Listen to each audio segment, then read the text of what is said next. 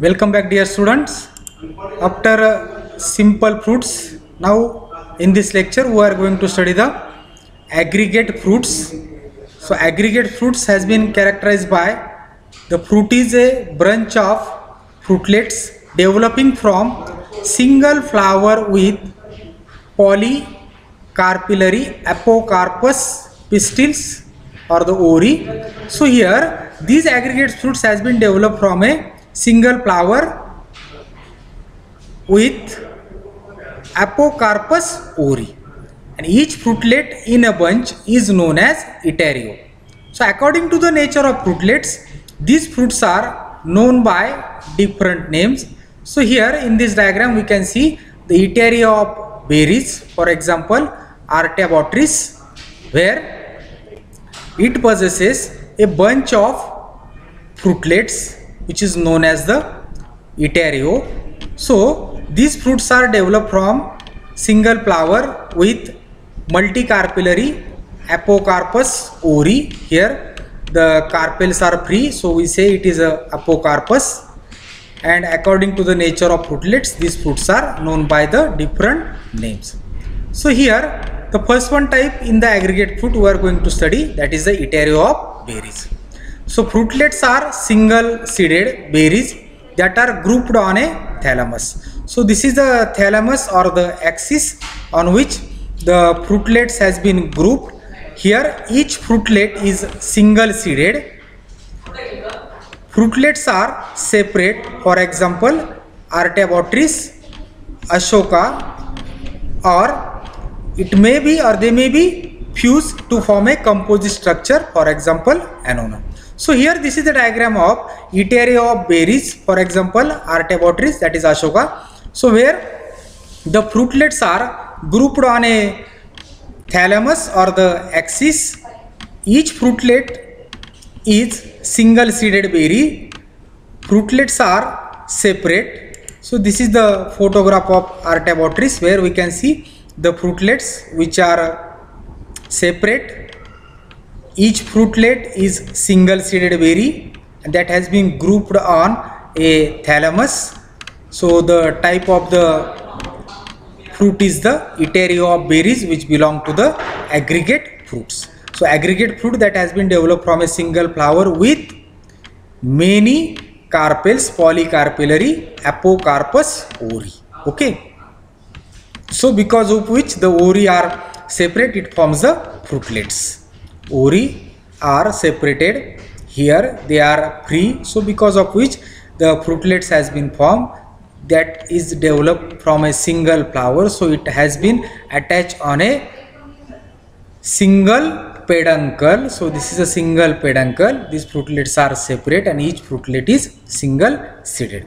While in case of Annona, these fruitlets may be fused to form a composite structure. So this is the fruit of Annona, Sitapal, where these fruitlets, so this is the 1, 2, these are the fruitlets but which are fused with each other to form a composite structure.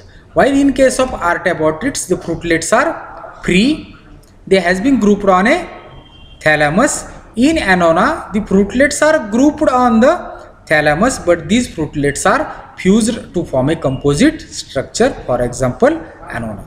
So in both the cases, the type of the fruit is the etario of berries, it belongs to the aggregate fruits. Got it? This aggregation of the fruit, this grouping of the fruit occur because these fruits has been developed from many free oris, apocarpous oris. Okay. Next type of the aggregate fruit is the etario of follicles. Here the fruitlets are grouped on elongated thalamus and dehisces by their dorsal suture. Here this is the dehiscent fruit, where it dehisces by their dorsal suture, for example Michelia. So this is the diagram of etario of follicle type of fruit, for example Michelia. This is the axis we call it as a elongated thalamus, where the fruitlets, so these are the fruitlets, has been grouped and these are dehisces by their dorsal suture.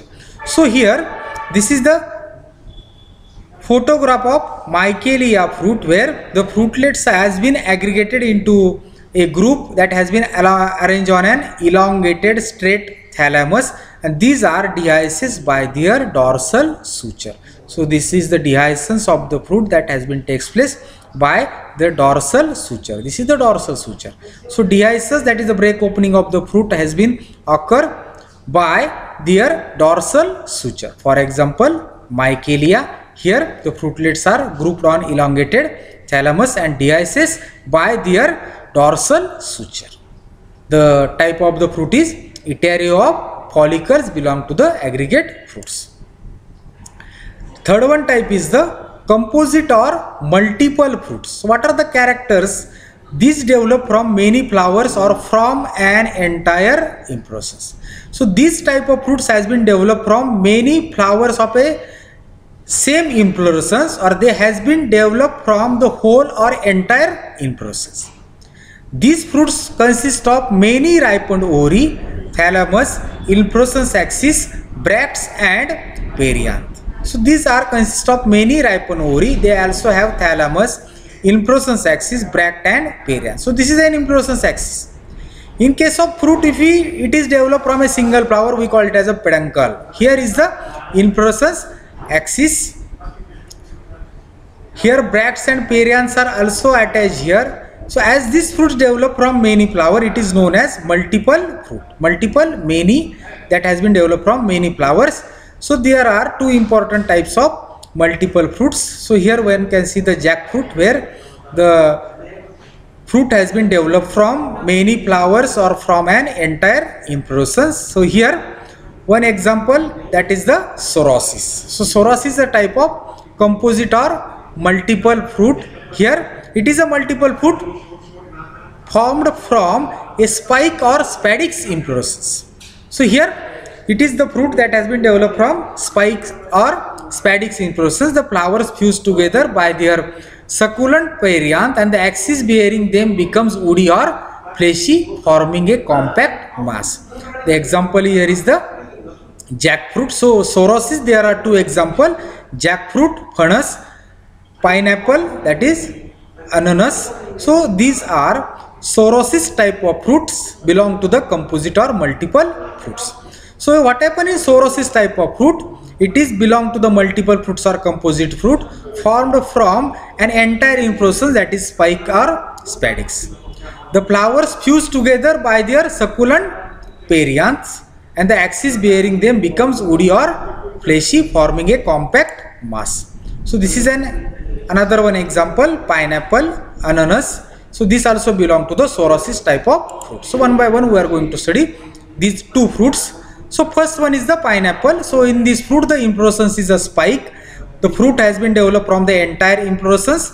The bracts surrounding the fertilized ori, so these are the bracts, fuse to form the covering of the fruit. So this is the covering, while the perianth and inflorescence axis becomes massive and fleshy.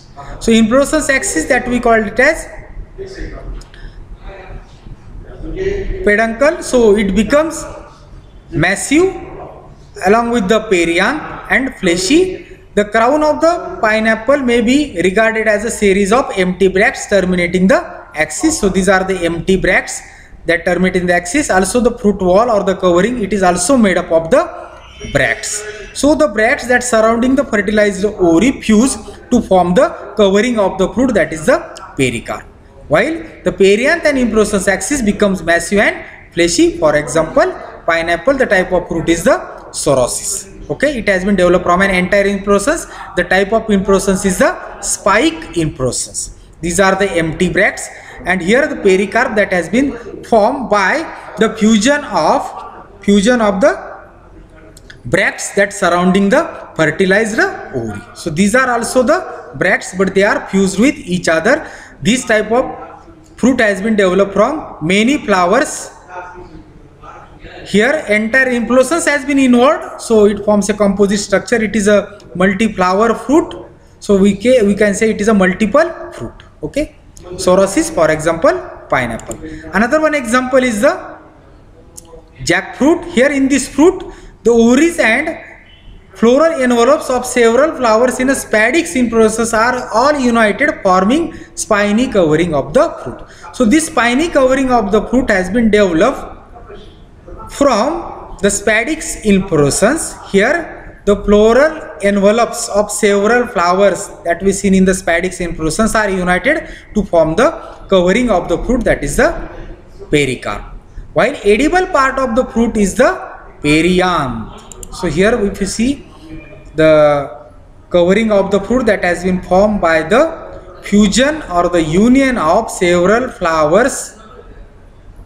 Here the inflorescence is the spadix types. If you see the LS of the flower, it consists of a central axis, the perianth which forms the edible part which is fleshy. This is the covering. These are the individual fruitlets. Inside this perianth that forms the edible part, the seed has been present. Sticky hairs are nothing but the bracteoles. So these are the bracteoles that we see in the LS of the fruit. Axis is woody. So this inflorescence axis which becomes woody. So this is the case of jackfruit, where the perianth forms the edible part of the fruit, while the sticky hairs that are present towards inside which are fleshy are nothing but the bracteoles. The covering of the fruit or the fruit wall that has been made by the floral envelopes of the several flowers in spadix inflorescence. In Morus alba, the female flowers on inflorescence develop fruitlets which fuse together to form sorosis. Next type is the Syconus. So it is a multiple fruit developed from hypanthodium type of inflorescence. So this type of inflorescence consists of minute male and female flowers that has been arranged on a closed receptacle which is cup shape.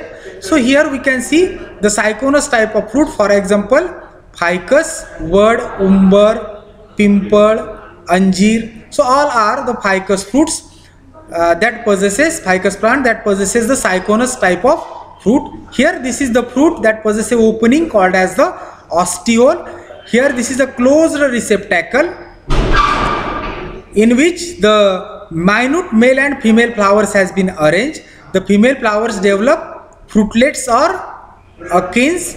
Fleshy receptacle becomes massive, pulpy and edible. For example fig, banyan tree. So this is about the Syconus type of fruit. So this type of fruit has been developed from many flowers. The inflorescence is a hypanthodium type, which is a special type of inflorescence where the receptacle is closed, only a small opening has been present, that is called as the ostiole. Inside the receptacle there is a presence of minute male and female flowers. So these female flowers develop the fruitlets.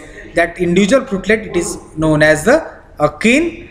The fleshy receptacle becomes massive, pulpy and edible. So this is the edible receptacle. For example, here is the example, for example fig, where we can see this is the ostiole, small opening. This is the closed fruit, closed receptacle in which male and female flower has been developed, and this female flower develops the fruitlets. So these are the fruitlets which form the pulpy, massive, edible part of the fruit.